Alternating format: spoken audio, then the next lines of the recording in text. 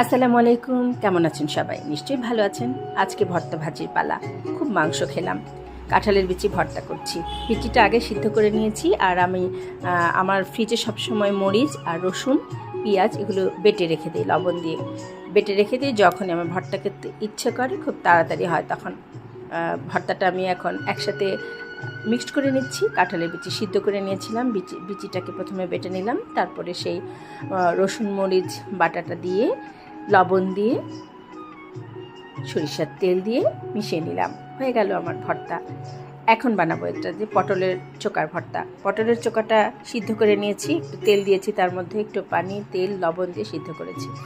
এখন এটাকে আমি পাটা বেটে নিচ্ছি, আর আমার তো সেই মরিচের বাটা তো আছেই। এখন মরিচ বাটাটা এটার সাথে মিক্সড করে দিচ্ছি। বাস এভাবে করেই ভর্তা করলে খুব তাড়াতাড়ি হয়ে যায়, এবং যখনই ভর্তা খেতে ইচ্ছা করে তখনই কিন্তু এটা বানানো যায়, খুব সহজ হয়ে যায়। আর একটা জিনিস আমি বানাবো, সেটা হচ্ছে, আমি জানি না আপনারা কখনো খেয়েছেন কি না, পাটায় মাখা ভাত।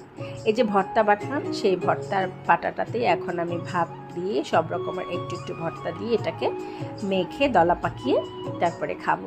এটাকে বলে পাটায় মাখা ভাত। ছোটোবেলা খুব মা খালারা করতেন, আর পাশে যেয়ে বসে থাকতাম ভর্তা বানানোর সময় ওটা খাওয়ার জন্য। এখন আমি নিজেই বানাচ্ছি আর নিজেই খাচ্ছি। এই যে দেখেন, এইভাবে করে পাটায় মাখা মুচি করে করে নিয়ে নিচ্ছি, তারপর এখন মজা করে খাবো এটাকে। এটা কিন্তু খুব মজা লাগে, অনেক রকমের ভর্তা আছে, এটাকে মিক্সড করা আছে। যারা এখনও খাননি তারা কিন্তু খেয়ে দেখবেন একবার কেমন লাগে। সবাই ভালো থাকবেন, সুস্থ থাকবেন। ভালো লাগলে অবশ্যই একটা লাইক কমেন্টস করে যাবেন, আর আমার চ্যানেলটাকে সাবস্ক্রাইব করে রাখবেন। সবার জন্য অনেক অনেক অনেক অনেক শুভকামনা। আল্লাহ হাফেজ।